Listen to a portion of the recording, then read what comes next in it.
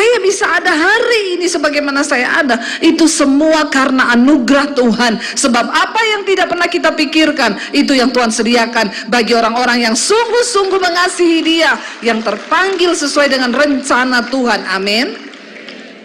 Ya, mari kasih Tuhan dengan segenap hati, walaupun doamu belum dijawab, walaupun pergumulanmu belum dijawab. Kalau punya pergumulan, tidak usah terlalu dipikir. Amin. Firman Tuhan berkata, carilah dahulu kerajaan Allah dan kebenarannya, maka semuanya akan ditambahkan. Ya, jangan gagal fokus, bikin hati kita tidak tulus. Mari ikut Tuhan dengan tulus hati. Sebab Tuhan tahu apa yang pantas untuk kita terima di hidup ini. Tuhan yang paling tahu kita ini menjadi orang Kristen tuh goalnya apa. Waktu kita melakukan apa yang baik di mata Tuhan. Ketika kita melakukan apa yang baik di mata Tuhan, itu yang membuat Tuhan ini menjawab doa-doa kita. Biar kau mau puasa, biar kau mau apa, kalau kau tidak memperbaiki hidupmu dengan Tuhan, ya kau tidak akan melihat jawaban doa itu. Biar jungkir balik kau berdoa sampai hitam-hitam jidatmu, kau tidak akan melihat jawaban doa. Kekuatan kami ada di dalam Engkau Tuhan. Menghadapi hari-hari ini, tidak ada kekuatan yang lain kecuali di dalam Tuhan. Karena itu bawa iman kami terus melekat kepadamu hari-hari ini. Sehingga apapun keadaan di depan kami Tuhan, kami tahu Tuhan menjamin hidup kami. Engkau yang berjalan di depan kami, meratakan setiap jalan-jalan kami. Tuhan tidak pernah ingkar dengan janjinya. Namun hari ini bahwa kami mengerti untuk apa kami hidup Tuhan. Kami hidup untuk melakukan kehendak-Mu dalam hidup kami. Itu goal dari pencapaian iman kami selama kami ada di dunia ini. Hidup melakukan kehendak Tuhan. Karena itu berbicara bagi kami malam ini, sampaikan isi hati-Mu bagi setiap kami.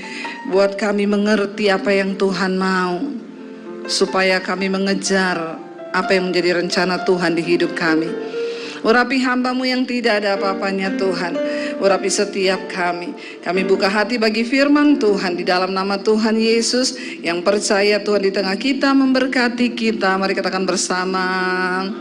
Amin. Amin. Tepuk tangan buat Tuhan Yesus saudara. Haleluya. Silakan duduk Bapak Ibu. Shalom. Apa kabarnya hari ini? Luar biasa, puji Tuhan. Saya ada di daerah ini, namanya apa? Sungai. Ya, kenapa disebut Sungai Liat? Ada yang tahu? Bagaimana ini orang di Sungai Liat? Kenapa enggak tahu ini? Kenapa daerah ini disebut Sungai Liat? Karena ada sungai yang dilihat-lihat. Ya, karena di sini banyak ikan liat. Ada nggak ikan liat di sini, Pak? Ada? Nggak ada, ya. Nanti kita cari di Google saja ya, kenapa disebut Sungai Liat. Saya tadi bertanya tapi belum dapat jawabannya. Ya, jadi saya berharap ada yang memberitahukan saya jawabannya. Shalom Bapak Ibu. Terima kasih sudah mengundang saya ke tempat ini. Tepuk tangan buat Tuhan Yesus yang dahsyat, ya, yang sudah mengizinkan saya menginjakan kaki kali pertama kali di tempat ini, dan saya percaya semua karena anugerah Tuhan. Ya, saya menyampaikan firman Tuhan dengan tema menyerahkan hidup, ya, untuk melakukan kehendak Tuhan. Kita buka bersama Yesaya pasal yang ke-37 saudara. Yesaya 37 mulai ayat yang pertama. Ini cerita tentang bagaimana, ya, ketika Yesaya 38, ya, Yesaya 38, Hizkia sakit dan disembuhkan. Bagaimana ketika Hizkia, ya, dipakai Tuhan dan dia bernegosiasi sama Tuhan tentang umur hidupnya. Firman Tuhan berkata demikian, saya baca ayat 1 saudara 2. Pada hari-hari itu Hizkia jatuh sakit dan hampir mati. Lalu datanglah Nabi Yesaya bin Amos dan berkata kepadanya, beginilah firman Tuhan, sampaikanlah pesan terakhir kepada keluargamu, sebab engkau akan mati dan tidak akan sembuh lagi. Ayat 2.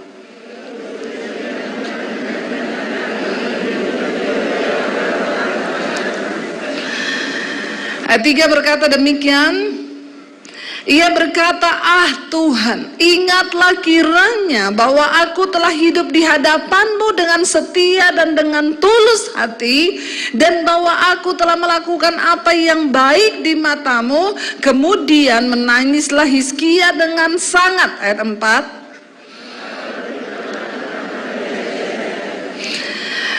"Pergilah dan katakanlah kepada Hizkia, beginilah firman Tuhan Allah Daud bapa leluhurmu, telah kudengar doamu dan telah kulihat air matamu. Sesungguhnya aku akan memperpanjang hidupmu 15 tahun lagi, dan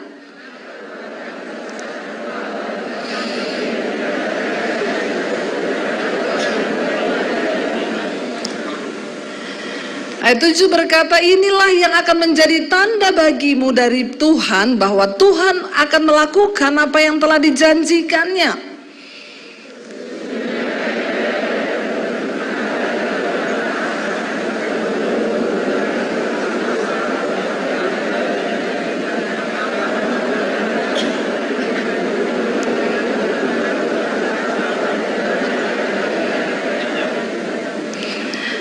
Ayat 9 berkata di sana, karangan Hizkia Raja Yehuda sesudah ia sakit dan sembuh dari penyakitnya.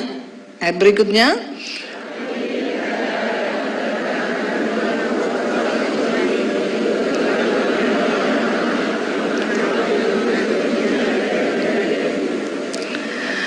ayat yang ke-11, aku berkata, aku tidak akan melihat Tuhan lagi di negeri orang-orang yang hidup. Aku tidak akan melihat seorang pun lagi di antara penduduk dunia. Ayat 12.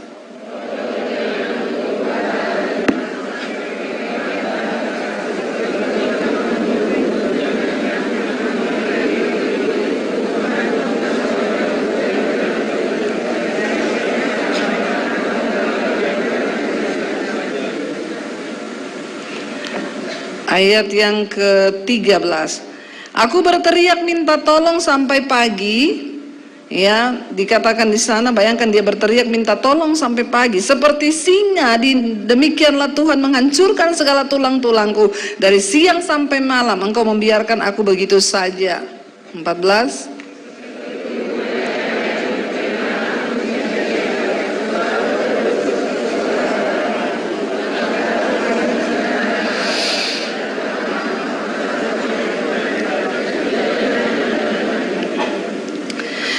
Apakah yang akan kukatakan dan kuucapkan kepada Tuhan? Bukankah Dia yang telah melakukannya? Aku sama sekali tidak dapat tidur karena pahit pedihnya perasaanku.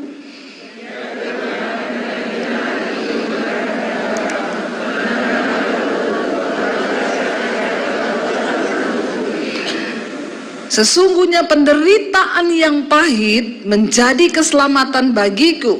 Engkaulah yang mencegah jiwaku dari lubang kebinasaan, sebab Engkau telah melemparkan segala dosaku jauh dari hadapanmu.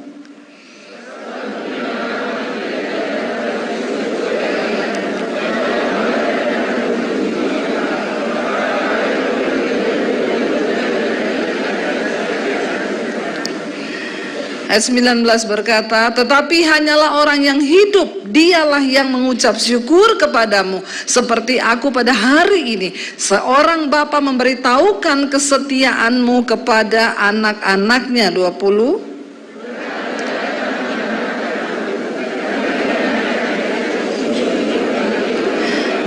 21 sama-sama. Kemudian berkatalah Yesaya, baiklah, diambillah sebuah kue ara dan ditaruh pada bara itu supaya sembuh. Sebelum itu dikatakan di sana Hizkia, sebelum itu Hizkia telah berkata, apakah yang akan menjadi tanda bahwa aku akan pergi ke rumah Tuhan? Sampai di situ saja. Saudara, kita melihat dari ayat ini kisahnya Hizkia. Dikatakan pada hari itu juga Hizkia jatuh sakit, ya. Kenapa dia sakit? Ternyata karena sebuah pergumulan yang berat ketika pada waktu itu Sanherib Raja Asyur ingin menyerang kerajaannya. Orang itu biasanya jatuh sakit kalau dia punya pergumulan, ya. Kalau kita punya pergumulan, lalu kita ingat-ingat pergumulan itu, karena ketika orang membawa kabar kepada Hizkia bahwa dia akan diserang kerajaannya, Hizkia menjadi sangat ketakutan dan dia mengoyakkan pakaiannya, saudara. Ya, dia ketakutan dan dia sempat berkata begini, Tuhan, mungkin ini sudah waktunya Engkau menjatuhkan kami ini dalam murka-Mu dan Engkau tidak mau menolong kami. Semua kata-kata negatif Hizkia katakan di hadapan Tuhan. Dia sempat meragukan Tuhan. Ya. Lalu akhirnya orang membawa surat kepadanya. Akhirnya Hizkia mengambil satu tindakan profetik. Dia berdoa, dia gelar surat itu di hadapan Tuhan. Lalu dia berdoa. Dan akhirnya sesudah itu Alkitab berkata dia jatuh sakit. Kalau punya pergumulan tidak usah terlalu dipikir, amin. Ya, saya itu dulu, saudara, saya ini dulu orangnya baper ya. Kalau saya dengar sesuatu atau ada pergumulan sesuatu, saya tuh kadang nggak bisa tidur. Ya, lalu suami saya bilang begini, apa yang kau pikir, Kak? Ya. Masalah itu ndak usah dipikir. Suami saya tuh kalau ngomong gini, selehno pikiranmu ki selehno. Dia suruh pikir, maksudnya orang Jawa bilang apa selehno itu taruh aja pikiranmu itu, ndak usah dipikir. Kadang saya bertanya sama dia, taruh di mana saya pikiran ini? Aku ya pengen naruh, tapi naruh di mana? Ya. Ya kalau bisa ndak aku pikir ya aku juga maunya ndak tak pikir. Makanya kalau datang ke dokter, sakit apa? Saya suka pusing, Dok. Dokter bilang kalau memang suka terusin aja. Gitu. Ya. Suka kok ya, suka pusing, itu manusiawi, saudara. Ya. Manusiawi ya. Jangan dibawa pikiran. Ya saya ini ndak bawa pikiran ini, tapi dia ikut terus. Padahal saya tidak mau bawa loh, tapi dia ikut. Kita kalau ada masalah kan kita pikir toh, lalu jadi berat. Ya, coba saudara perhatikan, kalau kita nih banyak pikiran, stres, maka hormon stres itu naik loh, kortisol naik dalam diri kita. Kalau kortisolnya naik, darah kita mengental jadi hitam. Makanya sakit kepala, jantung deg-degan. Ya itu tanda-tanda orang stres. Sulit tersenyum. Coba lihat kanan kirimu yang gak senyum itu stres dia tuh. Ya, orang stres itu susah tersenyum, saudara, karena saking beratnya. Ya, dua saja kalau nggak susah senyum terus. Nah itu orang stres itu. Ya senyum gitu ya, nggak ada alasan juga senyum dia. Itu udah stresnya tingkat tinggi.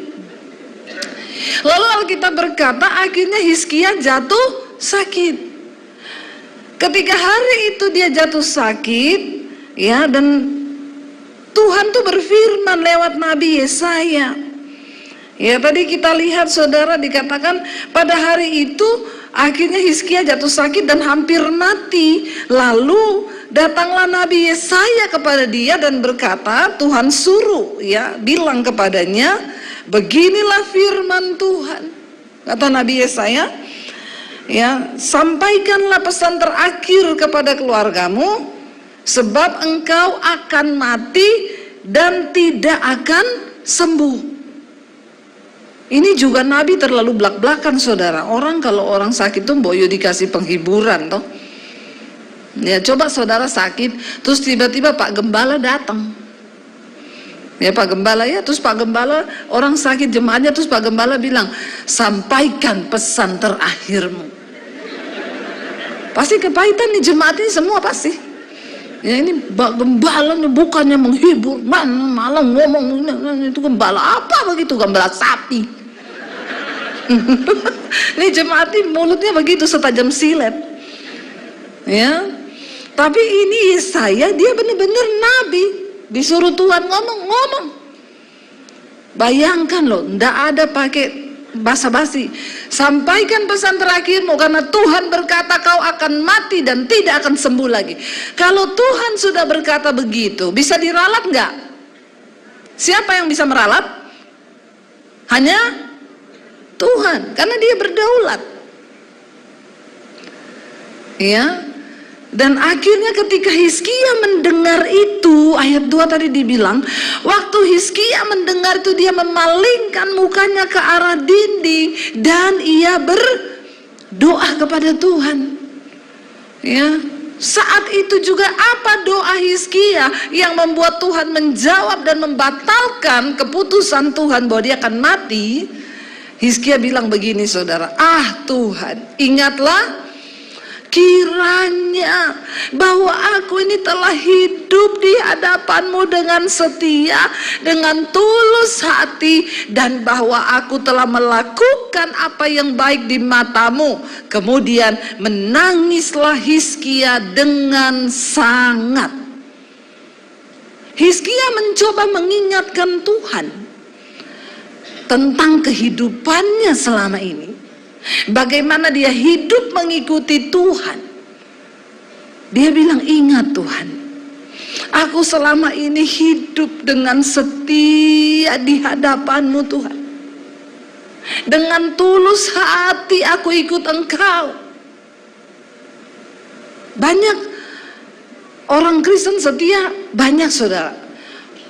Saya ini Bu, dari kecil saya ini ikut Tuhan. Hidup saya ini di gereja Bu. Bapak umur berapa sekarang? 95. Setia dia. Setia ke gereja. Banyak orang Kristen setia. Tapi yang kedua ini belum tentu banyak. Tulus hati. Ikut Tuhan dengan tulus hati itu tidak gampang, saudara. Artinya apa? Kita nggak ada neko-neko, nggak main judi dengan Tuhan. Orang Kristen tuh banyak sama Tuhan main judi. Aku mau melayani Tuhan asal Tuhan berkati dulu saya. Saya mau bayar perpuluhan asal Tuhan harus memberkati saya dulu. Ya, kita nih kadang ikut Tuhan tuh tidak tulus. Ya, ada tidak usah begitu. Kadang jemaat tuh datang ke gereja lihat Pak Gembala nggak senyum. Ada yang tersinggung, tidak bakal saya injak tuh gereja. Kenapa? Itu gembala tidak senyum. Dia tidak tahu Bapak Gembala besok jatuh tempo. Bukannya ditolong, malah dihakimi. Banyak jemaat begitu, saudara. Ya harusnya kalau Bapak Gembala tidak senyum, datangilah Bapak Gembala atau Ibu Gembala. Bu, kenapa Bu? Ada masalah apa? Pendeta juga manusia. Punya rasa, punya hati. Jangan kau samakan dengan pisau belati. Ya kadang-kadang jemaat tuh menuntut hamba Tuhan tuh sempurna. Sedikit aja. Loh saya itu loh di bandara, saudara. Ada orang, halo Bu Debi, shalom. Saya salaman loh, shalom, shalom. Iya Pak, saya buru-buru ya. Pendeta kok sombong. Lah maaf, saya tidak kenal kau. Kan saya shalom sudah salaman kan cukup toh ya. Terus maunya kayak apa? Kadang-kadang kita ini juga tidak mengerti, saudara. Ya, mari kita tuh mengasihi Tuhan dengan setulus hati. Jangan lihat, wah itu kok gembala begini, kok pelayan Tuhan begini, kok begini, lalu kita tersandung, lalu kita nggak mau ke gereja, kita marah, kita nggak mau pelayanan. Seringkali kita ini sama Tuhan tuh apa ya, main-main, kita nggak tulus sama Tuhan. Ya coba kalau Tuhan juga begitu sama kita. Ya tak stop ya, napasmu 5 menit saja. Ya nggak dikasih napas, kita bisa nggak saudara kita hidup. Mari kita ikut Tuhan itu tulus, saudara. Ya apapun Tuhan yang kau minta dariku Tuhan, aku mau belajar untuk mengiring Engkau dengan segenap hatiku. Waktu saya diusir dari rumah, saudara, saya nggak bawa apa-apa. Bahkan papi saya bilang, kamu keluar dari rumah jangan bawa ijazah. Saya melihat Yesusmu kasih makan kamu pakai apa? Nggak gampang loh, saudara. Nggak bawa ijazah, saya mau cari kerja apa? Ya, mau melamar jadi cleaning service aja harus ada ijazah. Ya, entah SD atau TK atau SMP, saya benar-benar semua nggak ada yang bisa saya bawa. Saya keluar dari rumah ikut Tuhan, nggak ada apa-apanya. Secara manusia, orang tidak punya ijazah mau jadi apa? Jadi gelandangan, kalau nggak jadi pembantu saja kan. Nggak ada yang bisa menerima kita tanpa ijazah. Sekarang anak-anak muda itu berlomba-lomba cari ijazah. Ya, kejar S1, S2, S3, S21, S24, Samsung sekarang S berapa? Udah mau menyamai Samsung, saudara. Ya, karena dia pikir itu yang bisa membuat dia bahagia. Kau salah. Serahkan hidupmu sama Tuhan. Saya bisa ada hari ini sebagaimana saya ada, itu semua karena anugerah Tuhan. Sebab apa yang tidak pernah kita pikirkan, itu yang Tuhan sediakan bagi orang-orang yang sungguh-sungguh mengasihi Dia, yang terpanggil sesuai dengan rencana Tuhan. Amin. Ya, mari kasih Tuhan dengan segenap hati, walaupun doamu belum dijawab, walaupun pergumulanmu belum dijawab. Berapa banyak di sini yang merasa doanya belum dijawab? Angkat tangan. Ya, ya banyak yang doanya belum dijawab. Ya, tapi tetaplah setia. Makanya doa juga enggak usah terlalu minta yang aneh-aneh sama Tuhan. Ya. Tuhan minta kendaraan roda 2. Dikasih roda 2, minta roda 3.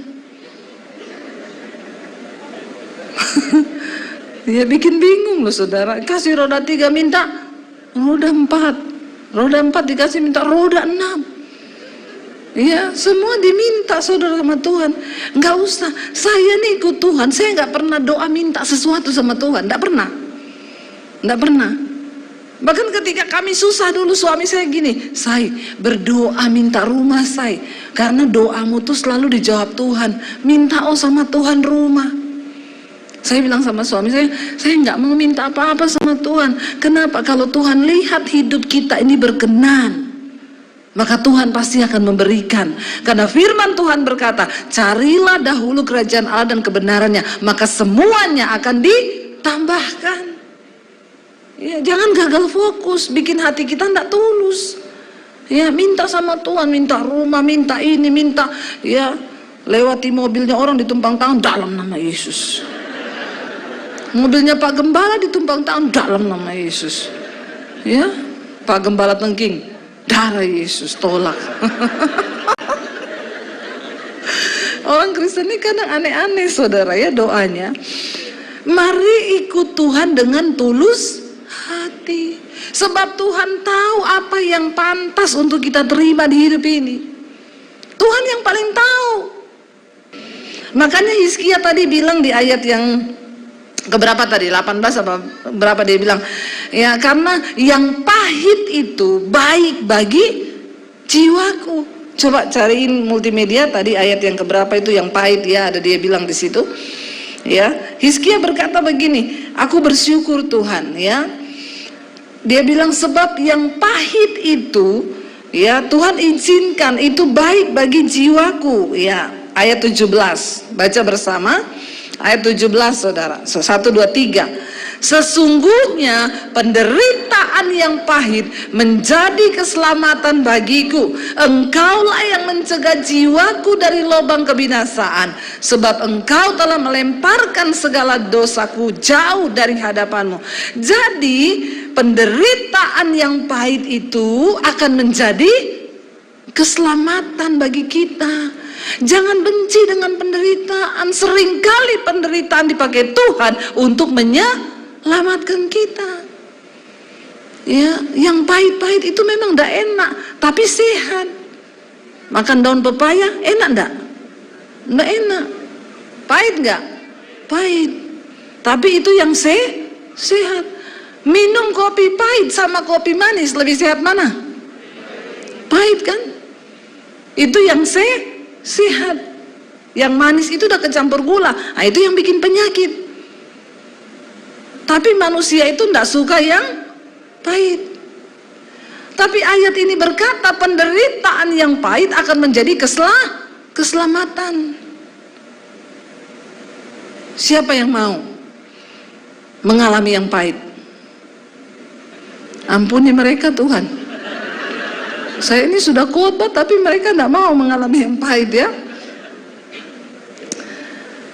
Saudara, kalau engkau semakin dibentuk Tuhan, semakin berat, itu imanmu akan semakin luar biasa loh.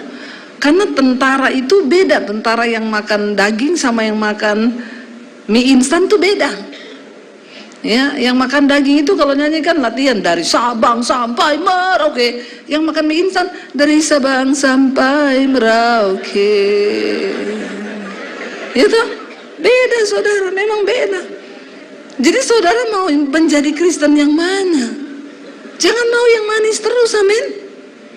Ya, kita ini orang-orang yang siap menderita dengan tulus hati. Tuhan, aku mau tetap berkata Yesus, sekali Yesus, aku tetap percaya Yesus apapun penderitaanku, karena Yesus itu yang terbaik. Engkau keselamatan bagi jiwa kami, amin saudara. Ya, tulus hati saudara, ikut Tuhan tuh tulus hati, pasti akan ada upah.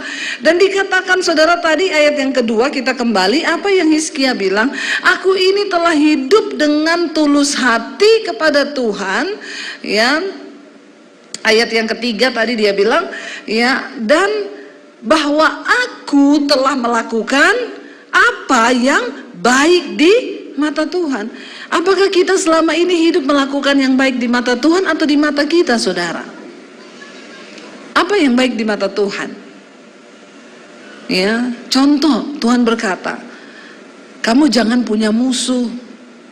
Kalau ada musuh berdamai. Itu yang baik. Tapi kita orang Kristen sukanya musuhan. Siapa yang sama saudara iparnya musuhan? Angkat tangan. Tolong siapkan kolam baptisan, Pak. Ya, orang Kristen ini, mereka duduk di gereja tiap hari, minggu duduk di gereja, tapi pulang itu ada yang kepahitan sama ipar, tidak bicara. Ada. Jangan gini-gini kau. Ya. Apakah itu baik di mata Tuhan? Tuhan bilang, berdamailah dengan semua orang. Jangan kau punya musuh di hidupmu. Karena itu tidak berkenan sama Tuhan. Tuhan bilang, siapapun yang tidak mengampuni saudaranya, engkau adalah pembunuh manusia. Doamu tidak didengar sama Tuhan. Karena apabila engkau mengampuni dosa saudaramu, maka Bapamu yang di surga juga mengampuni dosamu. Tapi apabila kau tidak mengampuni saudaramu, maka engkau sedang mengunci pintu pengampunan Tuhan atas hidupmu. Jangan kau duduk di gereja, tapi kau tidak melakukan apa yang baik di mata Tuhan. Anak-anak muda, apa yang baik di mata Tuhan bagi hidupmu? Jangan berzina. Jangan kau terikat dengan film porno. Itu yang baik di mata Tuhan. Jaga kekudusan hidupmu. Ya, tapi berapa banyak engkau yang melakukan tidak yang baik di mata Tuhan? Berapa banyak kita ini melanggar firman Tuhan, kita nggak melakukan apa yang baik di mata Tuhan. Kalau hari ini Tuhan berkata banyaklah bersyukur, tapi kita tiap hari bersungut-sungut, apakah itu yang baik di mata Tuhan? Kalau hari ini kau berantem dengan mertuamu, ya Tuhan suruh kau berdamai, tapi kau bilang, saya itu kalau lihat mertua saya, rasa-rasanya saya mau beli itu tanaman lidah mertua. Yang kayak pedang itu tajam. Ya, jangan saudara. Ya, dengan iparmu, ayo kita lakukan apa yang baik di mata Tuhan. Kenapa kita diberi firman Tuhan? Supaya kalau kita menuruti firman Tuhan itu hidup kita ini berbahagia. Jangan kau bikin jalan baru. Lakukan apa yang baik di mata Tuhan, supaya ketika engkau berdoa, Tuhan menjawab. Karena Alkitab berkata, bukan telinga Tuhan kurang tajam untuk mendengarkan teriakan doamu, bukan tangan Tuhan kurang panjang untuk menolongmu, tetapi dosamu, kejahatanmu itu yang menghambat semua yang baik terjadi atas hidupmu. Ayo kita lakukan apa yang menyenangkan hati Tuhan. Ayo buang semua dosa. Suami istri kalau berantem, ya berapa menit berantemnya? Atau berapa hari? yang menyenangkan hati Tuhan. Kalau kau berantem, ndak usah lama-lama, amin. Ada di sini yang 3 hari 3 malam tidak bicara kalau berantem dengan suaminya atau istrinya. Jangan angkat tangan, kita baptis beneran kau. Ya, 10 menit ini kalau yang begini nih. Seringkali kita tuh di gereja itu pinter kalau nyanyi ya. Mengiringmu seumur hidupku Tuhan, itu kesukaanku. Malaikat bilang, pret. Keluar nih pret ini. Ini pret ini nggak sembarangan keluar loh. Cuma kalau kebangetan saja. Iya enggak? Berapa banyak kali kita ini tidak menyenangkan hati Tuhan. Saya dulu sama suami saya gitu kalau berantem saudara. Ya, kita nih ya keras kepala juga kadang-kadang ya. Jadi kalau marah, saya nggak mau berdamai, suami saya juga enggak. Biasanya kalau sudah begitu, saya ngambek, saya tidur di luar di karpet, di ruang nonton TV. Nggak lama suami saya keluar, dia bilang, kamu aja yang di dalam, aku yang di luar. Dia bawa bantal, jadi karena dia suruh itu, saya pindah di dalam, dia yang di luar. Dalam hati saya, selamat digigit nyamuk kau di situ.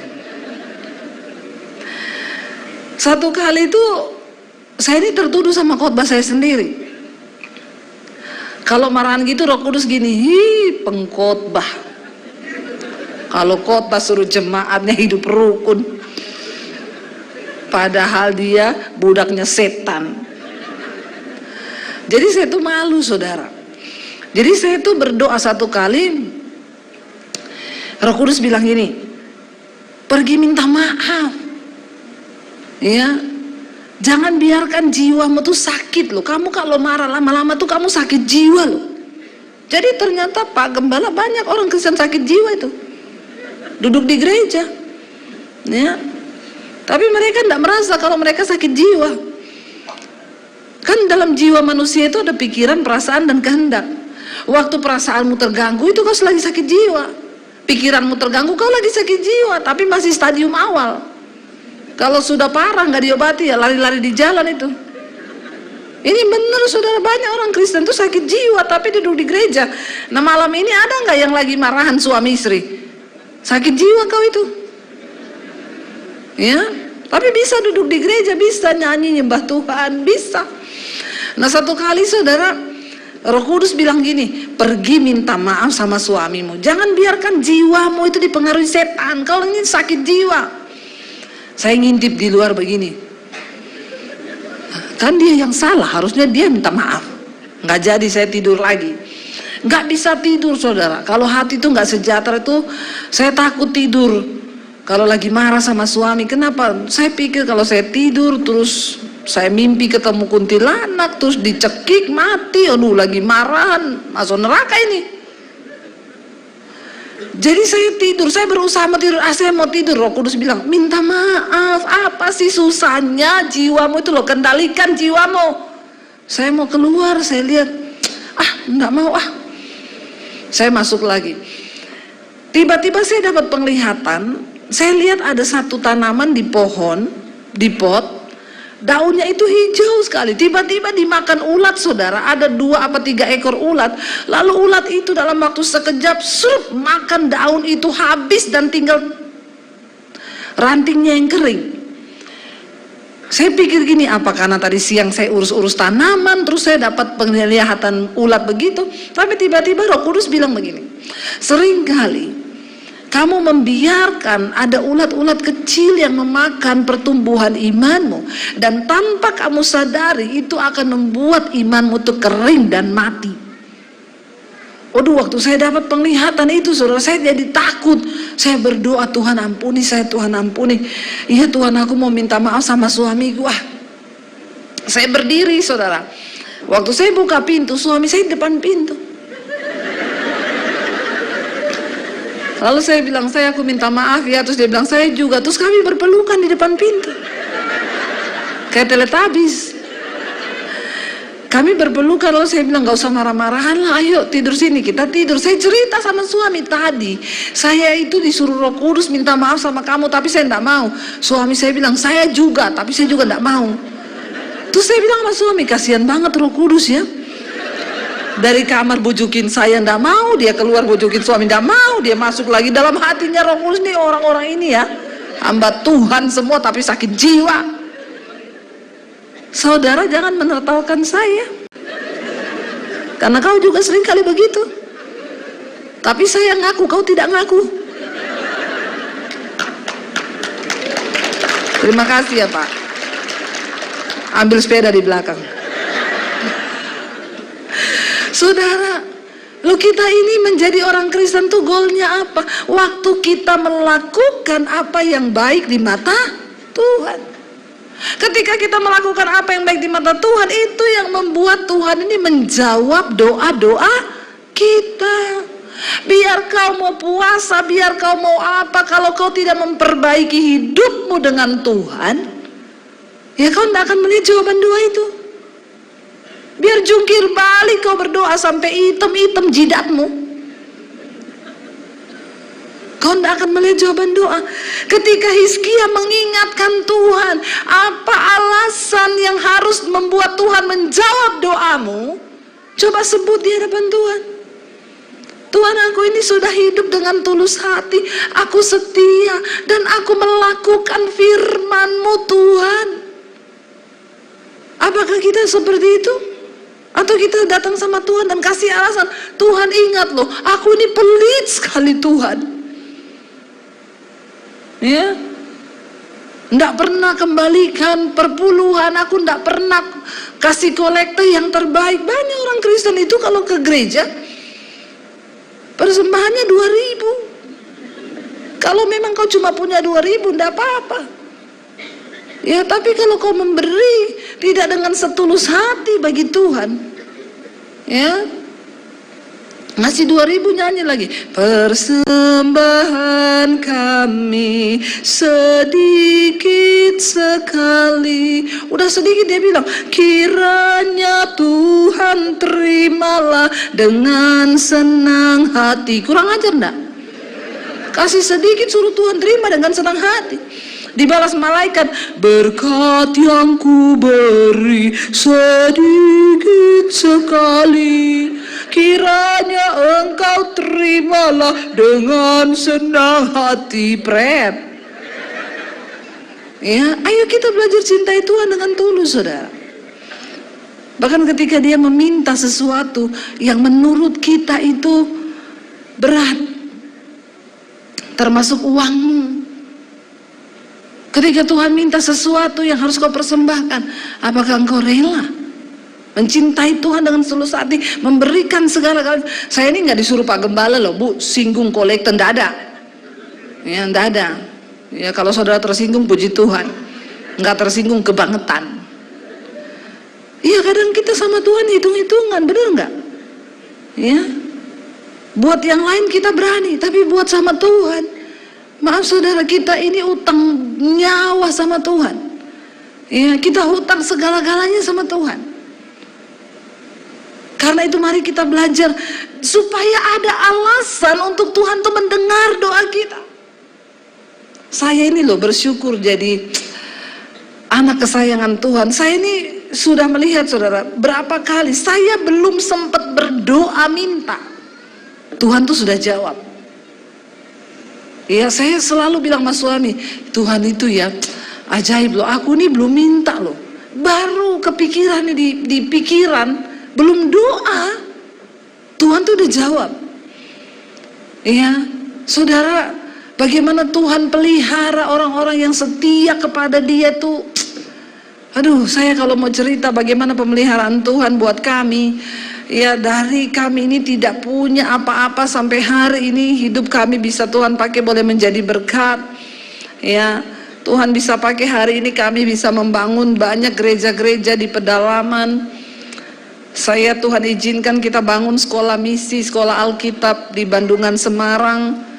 Ya, dan kami menyekolahkan anak-anak dari daerah yang mau jadi misionari, menjadi hamba Tuhan itu. Kalau memang nggak mampu, saudara gratis bisa berangkat ke sana untuk jadi hamba Tuhan. Ya, sekarang sudah Desember ini lulus angkatan keempat.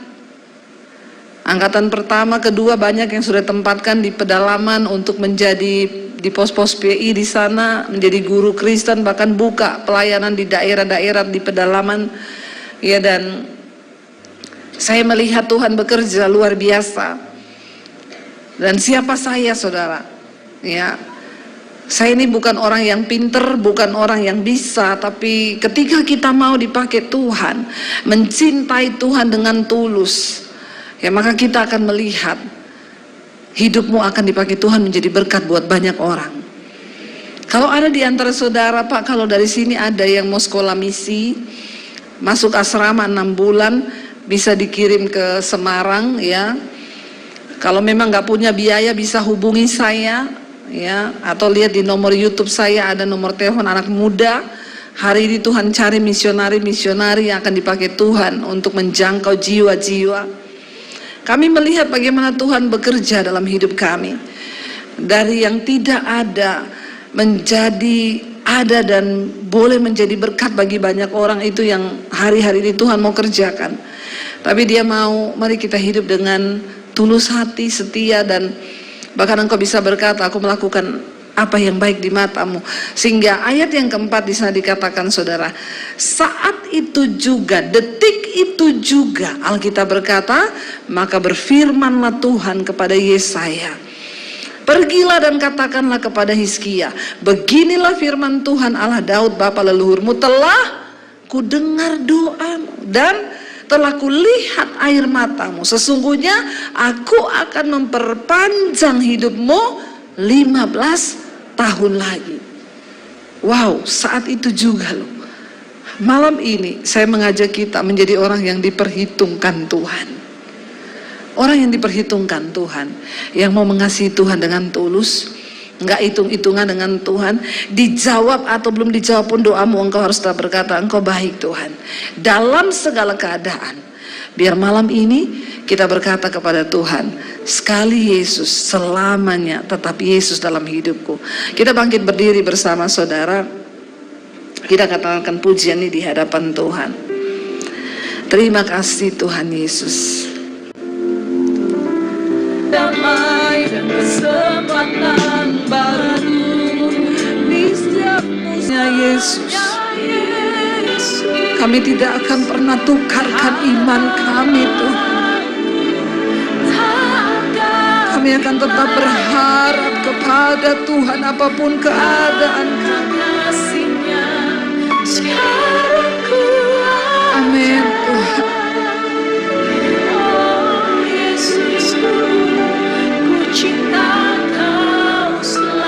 Biar musik saja, mari kita tutup mata dalam hadirat Tuhan, saudara. Sekalipun engkau belum melihat hari ini jawaban doa, bahkan mungkin engkau sedang bertanya, Tuhan apa yang terjadi di hidupku, bahkan aku tidak mengerti. Tuhan tahu keadaanmu hari ini, saudara. Dia mengerti hidupmu lebih daripada dirimu sendiri. Namun hari ini Tuhan mau lihat ketulusan hatimu dalam mengikuti Dia. Biar kita berkata malam ini, Tuhan, bawa kami mencintai Tuhan dengan tulus hati, tanpa pamrih Tuhan. Kami mau berkata Engkau baik di hidup kami. Sekalipun hari ini keadaan keuangan kami sedang tidak menentu, kami mau bilang Tuhan baik bagi kami. Mungkin hari ini kami sedang sakit, kami mau belajar percaya dengan iman berkata Tuhan baik bagi kami. Biar malam ini Tuhan melihat sikap hatimu di hadapannya, saudara. Katakan, Tuhan, sekali kami memilih Yesus, tetap Yesus. Apapun keadaan kami, bahwa kami melakukan kewajiban kami di hadapan Tuhan, hidup dengan tulus hati dan melakukan apa yang baik di mata Tuhan. Biar malam ini Tuhan dapati kita berkenan di hadapannya saudara. Karena itu saudara, mari buka hati dan tanganmu. Terimalah kiranya berkat, rahmat, anugerah dari Allah Bapa, cinta kasih dari Tuhan Yesus Kristus, penyertaan Allah Roh Kudus turun atas hidup kita semua. Mulai malam ini bahkan sampai kali yang kedua, Tuhan Yesus datang kembali menjemput kita semua. Katakan bersama,